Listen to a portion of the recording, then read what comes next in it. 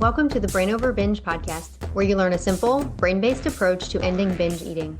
I'm so glad you've tuned into the show. For those of you who are new here, I'm Kathryn Hansen, your host. I'm the author of Brain Over Binge and the Brain Over Binge Recovery Guide.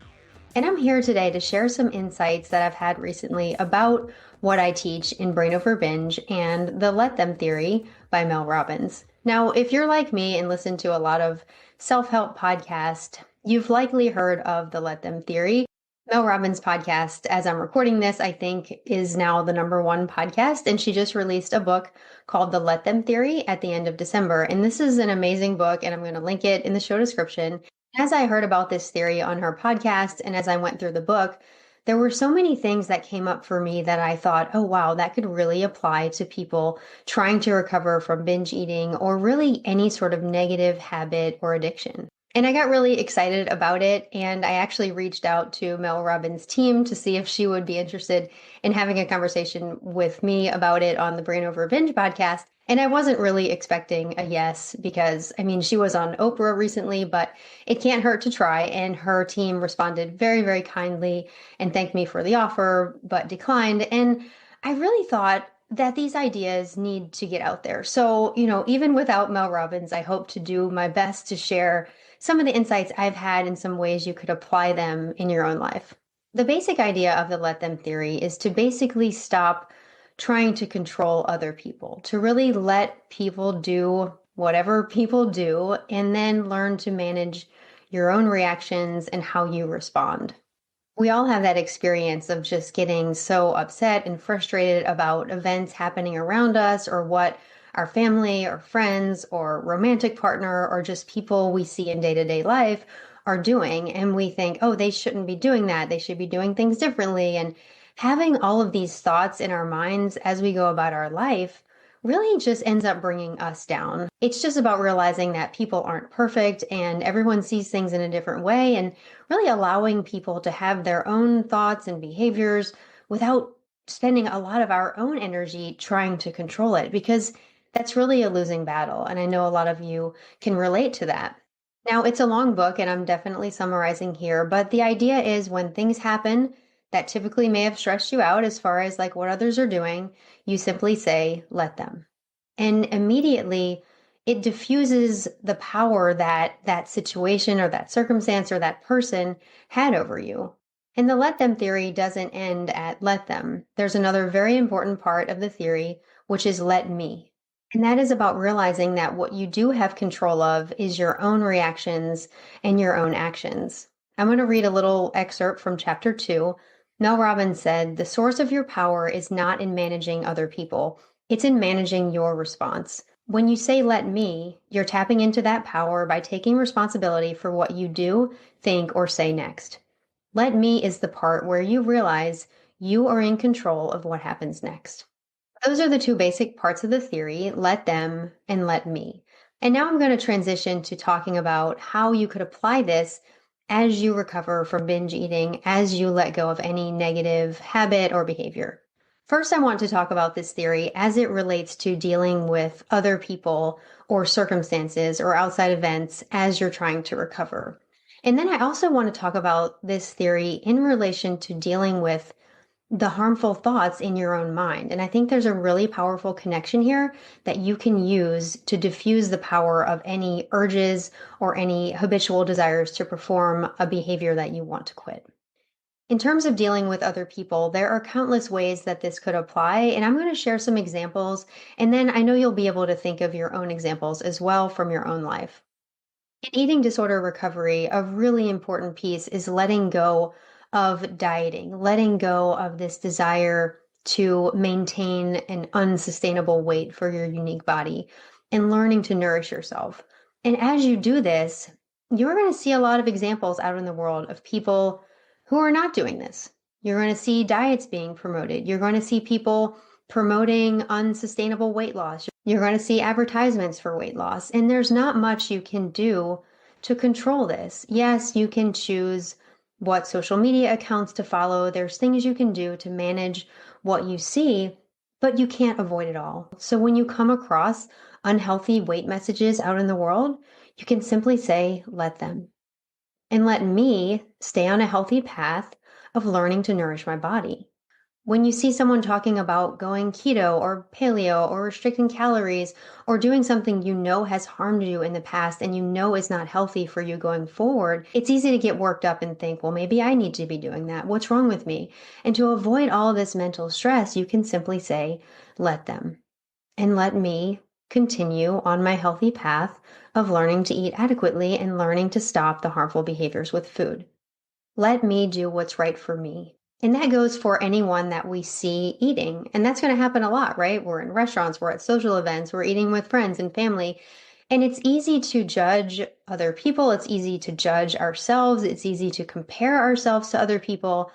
And if you just simply step back and say, let them, you can just allow people to have whatever eating habits they have and realize they're on their own journey. Different things work for different people, and you don't know the rest of the story. Like when you see someone eating at one meal, you don't know what the rest of their day has been like. So just telling yourself, let them, and then let me choose what's right for me in this moment or in this meal right now. And this goes for exercise as well. If you see someone promoting an exercise program and you start to judge yourself and judge them, again, you say, let them. And they need to do what's right for their own body, and you need to do what's right for your own body. Another important one I thought of was when people comment on your body or on your weight or on what you're eating. There have been people I've worked with over the years that have had friends and family members or acquaintances or coworkers who can't seem to stop making comments about food or weight or other people's bodies. And when you say let them to this, it's not that you resign just to hear this all the time or resign to never standing up for yourself or others. It just means you can't always control what comes out of their mouth. If you truly want to spend time with that person, you can use let me to decide how you're going to make a request. And you can also use let me to decide what sort of boundaries you're going to set in terms of being with this person or what you will do if they do make one of those comments. You can choose to remove yourself from the situation. You can choose to change the topic. It's always about giving yourself your own agency and your own resourcefulness to figure out what you're going to do next. And these are definitely things that I've helped people with over the years, but having this phrase of let them just makes it so simple and so powerful. And I know it's not just me that has shared some of these ideas in eating disorder recovery. I mean, the idea that you need to do what's best for you and not worry about what other people are doing. This is definitely a common concept as you're trying to let go of harmful food and weight behaviors. But having this simple tool of let them and let me just gives you something in the moment that you can think that reminds you of what you're trying to do. And even Mel Robbins describes that what she's sharing in her book is not necessarily new. She talks about how her theory is kind of a modern day way to apply some deep philosophical concepts. I mean, if we think of Buddhism and Stoicism or mindfulness meditation and just different ideas that have been taught for thousands of years that help us realize we're not in control of all our circumstances, but we can remain steady in our own presence and we cannot be as affected by all of these outside influences. Now I want to transition from using the let them theory to deal with outside influences or other people to dealing with our own thoughts and what's arising in our own minds. And this is really where the connection with brain over binge is. This goes beyond what Mel Robbins shares in her book, and this is really more of my own interpretation of it. And I wanted to share it here because I think the genius of Mel Robbins and what she shares, combined with some of the things I teach, could give you a really simple, powerful way to diffuse the urges in the moment and help you stop responding to them so that you can break this habit and move on with your life. Since 2011, when I wrote my first book, I've been teaching people that the urges to binge aren't really from your true self. These urges to binge are not really you. They are a product of this primitive part of our brain. This part of your brain is what I call the lower brain, and it's responsible for our survival. It's responsible for our habits. It's responsible for seeking pleasure and avoiding pain. It's not responsible for our higher goals, what we truly want for ourselves. It's not responsible for who we perceive ourselves to be. It's not responsible for our identity. In Brain Over Binge, I wrote about how I did not always believe this. There was a point that I thought my urges to binge were something deep and meaningful. I thought they were a symptom of an underlying problem or emotion or some way I was trying to cope. I really gave these urges a lot of attention. I tried to determine what their deeper meaning was. I tried to determine what triggered them. I tried to make them go away. I tried making adjustments to my day to day life. I tried resolving depression, resolving anxiety. Now, I go into that in a lot more detail in Brain Over Binge, but the short version of the story is that I realized that just wasn't helpful. And I learned that despite any of my other problems, it was really the urges that were driving each and every binge. And these urges actually didn't indicate anything that I actually wanted or needed. It was just my brain basically in this loop. By first dieting and sending my brain into a survival response that created the first urges to binge, and then acting on them over and over and over, I basically trained my brain to think binges were necessary.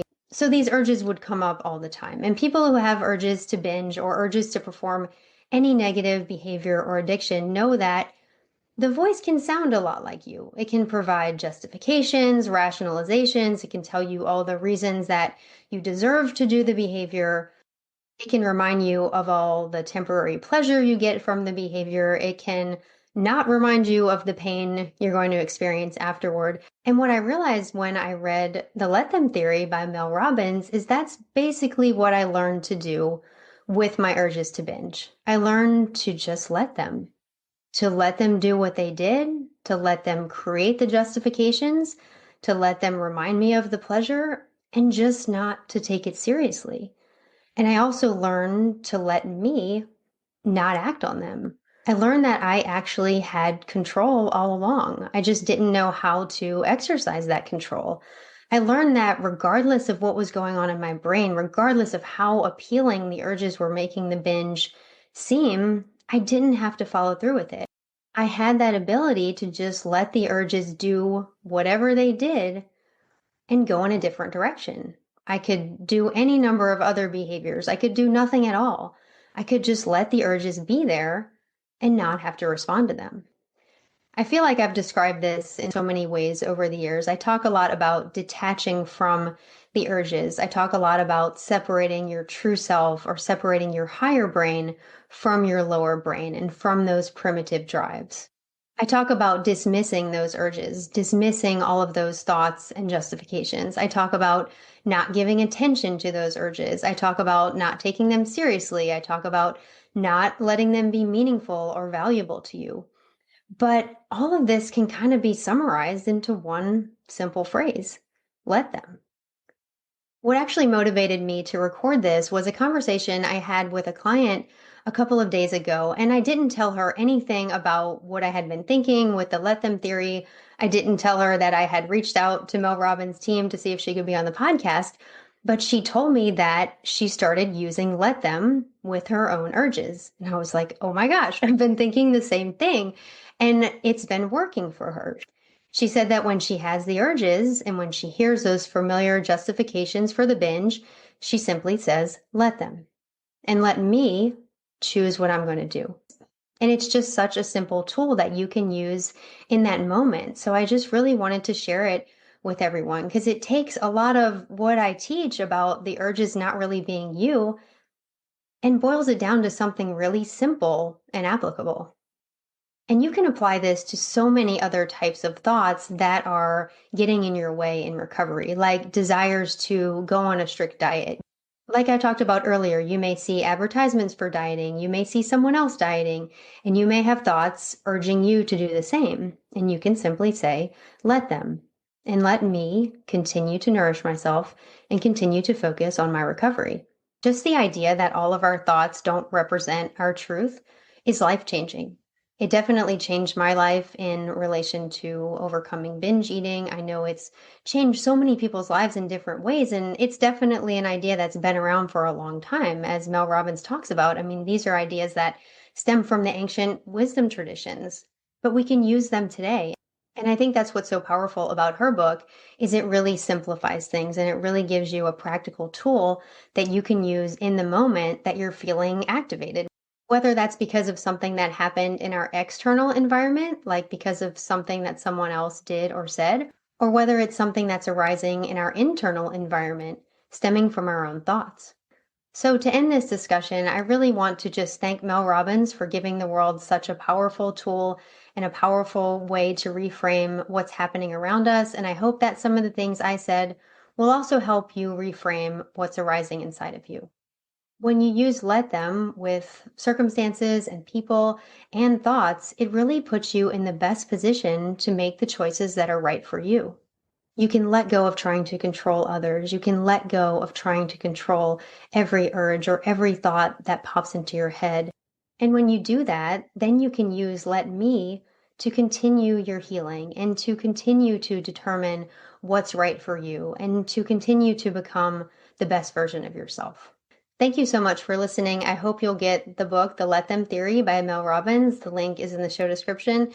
And then also my book, Brain Over Binge, which is in the show description as well. There you can also check out the other Brain Over Binge resources, including one-on-one coaching, group coaching, and my online course that is only $18.99 per month with no commitment. For one-on-one coaching, you can work directly with me or our wonderful Brain Over Binge coach, Julie, who's on the podcast with me frequently. We've opened up a variety of time options for one-on-one sessions, including at night and on weekends, so that you can get the guidance you need when you need it. You can also join the Brain Over Binge group anytime for daily support from Coach Julie and the other amazing members on the forum, plus weekly group calls with Julie, monthly Q&A calls with me, and many more resources. As you end binge eating or take control of any harmful habit, I want to encourage you and remind you that you have the power to change your brain and live a binge-free life. The Brain Over Binge podcast is produced and recorded by Brain Over Binge Recovery Coaching, LLC. All work is copyrighted by Brain Over Binge Recovery Coaching, LLC, and all rights are reserved. As a disclaimer, the hosts of the Brain Over Binge podcast are not professional counselors or licensed healthcare providers, and this podcast is not a substitute for medical advice or any form of professional therapy. Eating disorders can have serious health consequences, and you are strongly advised to seek medical attention for matters relating to your health. Please get help when you need it, and good luck on your journey.